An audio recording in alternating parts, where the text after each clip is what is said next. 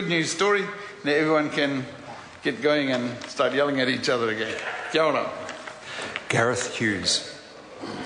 Kia ora, Mr. Speaker, ngā mihi nui kia koutou kia ora. In this general debate, I want to celebrate yesterday's news that Petrobras won't be drilling deep in our waters this summer, and I want to celebrate those young Kiwis that give me hope, because they believe we can tackle climate change. So first up, I want to congratulate Te Whanua Panui and their members like Elvis Teddy, who put his body on the line, that put a line in the sand and said no to deep-sea drilling in his backyard. I want to congratulate and say thank you to people like Dale Takatimu, who said, we will now and forever stand up against government recklessness if it threatens that environment and the livelihood of future generations. I want to thank Greenpeace and the hundreds of thousands of people who signed their petition to say yes to clean energy and no to deep-sea drilling. I want to thank the 99% of submitters to the EEZ regulations who said the risks of deep-sea drilling were so high that it should be a prohibited activity. Now, unlike the government benches, the Green Party believes that deep-sea oil drilling isn't our future. It's at the frontiers of technology, incredibly risky, and if we saw a blowout, like we've seen across the ditch, like we've seen in America, the oil spill would be catastrophic for our fishing, our tourism, our aquaculture. It would be catastrophic for our environment and our economy. We know that in New Zealand, for all that risk, we would see hardly any taxes, hardly any royalties, because we've got the fourth lowest government take in the world, hardly any jobs for New Zealanders, and we know the profits would flow offshore.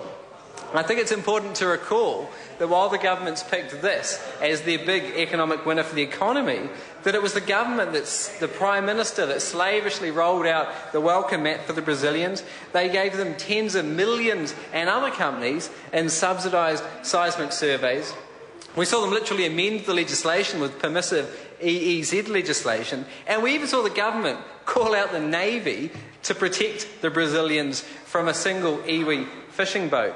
Now the government's plans are in tatters. Petrobras has surrendered their permit. Anadarko's announced they're not going to be coming to New Zealand this summer. Now it's time that the government goes back to the drawing board. And why doesn't the government look at clean energy? And why doesn't the government look at manufacturing job solutions? This is what the country needs, because this is what Pure Advantage, those business leaders in New Zealand have said, we have a niche, an economic niche when it comes to renewable energy like geothermal. They don't say we have a niche in deep-sea oil drilling. After all, renewable energy is always going to be cleaner and safer than fracking or deep-sea oil drilling. Mr. Speaker, the government's drill it, mine it, frack it plans are in tatters. It's symptomatic of the dirty old politics and the polluted ideas of the current term. This term, the government's taken a decidedly hardline, anti-environment path. The government says that the clean green brand is simply fake, like McDonald's slogan, I'm loving it. But you know what, Mr. Speaker? Kiwis really do love our environment, and Kiwis do want to protect it. So while the national government this term are acting like environmental vandals, burning the furniture to keep warm, they're trashing our brand and our environment. Mr. Speaker, this is our basis in prosperity and our economy. But Mr. Speaker, I don't want to be too pessimistic, because I want to talk about what gives me hope. And it's Te Whanua Panui who give me hope, because they get that the environment is important to us and to our economy. It's the business leaders at Pure Advantage who give me hope, because they get that tackling climate change is good for business. It's the youth who give me hope, because they get that it's their future at stake.